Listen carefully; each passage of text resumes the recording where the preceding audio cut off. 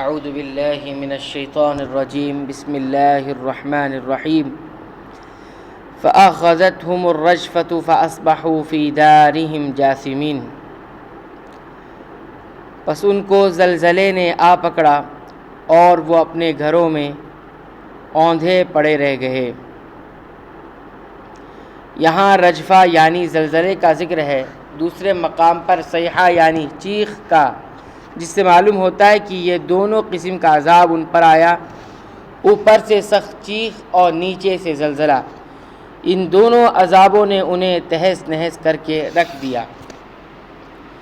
فَتَوَلَّى عَنْهُمْ وَقَالَ يَا قَوْمِ لَقَدْ أَبْلَغْتُكُمْ رِسَالَةَ رَبِّي وَنَصَحْتُ لَكُمْ وَلَكِنْ لَا تُحِبُّونَ النَّاصِحِينَ۔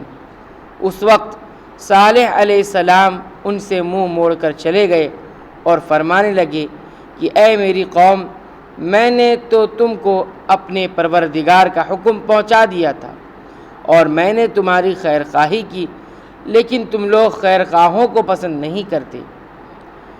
یہ یا تو ہلاکت سے قبل کا خطاب ہے یا پھر ہلاکت کے بعد اسی طرح کا خطاب ہے، جس طرح رسول اللہ صلی اللہ علیہ وسلم نے جنگ بدر ختم ہونے کے بعد جنگ بدر میں مشرکین کی لاشوں سے خطاب فرمایا تھا۔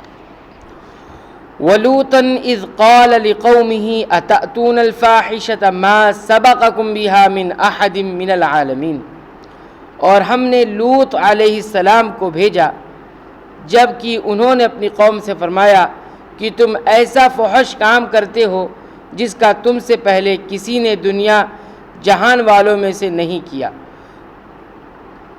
یہ حضرت لوط علیہ السلام حضرت ابراہیم علیہ السلام کے بھتیجے تھے اور حضرت ابراہیم علیہ السلام پر ایمان لانے والوں میں سے تھے۔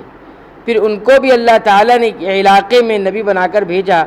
یہ علاقہ اردن اور بیت المقدس کے درمیان تھا، جسے سدوم کہا جاتا ہے۔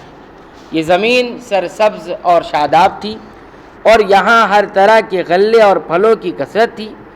قرآن نے اس جگہ کو مؤتفقہ یا مؤتفقات کے الفاظ سے ذکر کیا ہے۔ حضرت لوط علیہ السلام نے غالباً سب سے پہلے یا دعوت توحید کے ساتھ ہی، جو ہر نبی کی بنیادی دعوت تھی، اور سب سے پہلے وہ اس کی دعوت اپنی قوم کو دیتے تھے، جیسا کہ پچھلے نبیوں کے حوالے میں جن کا ذکر ابھی گزرا ہے دیکھا جا سکتا ہے۔ دوسری بڑی خرابی مردوں کے ساتھ بدفعلی قوم لوط میں تھی، اس کی شناعت اور قباحت بیان فرمائی۔ اس کی وجہ یہ معلوم ہوتی ہے کہ یہ ایک ایسا گناہ ہے جسے دنیا میں سب سے پہلے اسی قوم لوط نے کیا۔ اس گناہ کا نام ہی لواطت پڑ گیا، اس لیے مناسب سمجھا گیا کہ پہلے قوم کو اس جرم کی خطرناکی سے آگاہ کیا جائے۔ اس کے علاوہ حضرت ابراہیم علیہ السلام کے ذریعے دعوت توحید بھی یہاں پہنچ چکی ہوگی۔ لواطت کی سزا میں ائمہ کے درمیان اختلاف ہے۔ بعض ائمہ کے نزدیک اس کی وہی سزا ہے جو زنا کی ہے، یعنی مجرم اگر شادی شدہ ہو تو رجم، غیر شادی شدہ ہو تو 100 کوڑے۔ بعض کے نزدیک اس کی سزا ہی رجم ہے، چاہے مجرم کیسا بھی ہو، اور بعض کے نزدیک فاعل اور مفعول دونوں کو قتل کر دینا چاہیے۔ البتہ امام ابو حنیفہ صرف تعزیری سزا کے قائل ہیں، حد کے نہیں۔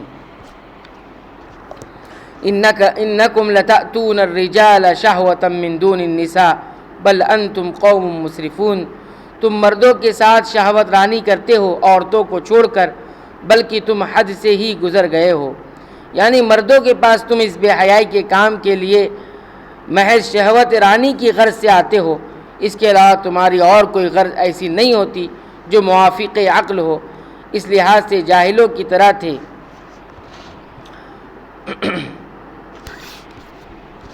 وما كان جواب قومه إلا أن قالوا أخرجوهم من قريتكم إنهم أناس يتطهرون، اور ان کی قوم سے کوئی جواب نہ بن پڑا صرف اس کے کہ آپس میں کہنے لگے کہ ان لوگوں کو اپنی بستی سے نکال دو، یہ لوگ بڑے پاک صاف بنتے ہیں۔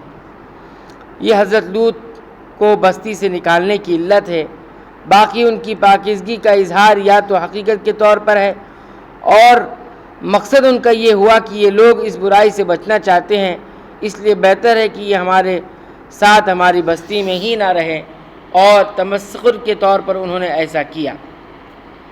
فَأَنْجَيْنَاهُ وَأَهْلَهُ إِلَّا امْرَأَتَهُ فکانت من الغابرین، سو ہم نے لوط علیہ السلام کو اور ان کے گھر والوں کو بچا لیا، صرف ان کی بیوی کے کہ وہ انہی لوگوں میں رہی جو عذاب میں رہ گئے تھے، یعنی وہ ان لوگوں میں باقی رہ گئی جن پر اللہ کا عذاب آیا، کیونکہ وہ بھی مسلمان نہیں تھی اور اس کی ہمدردیاں بھی مجرمین کے ساتھ تھیں۔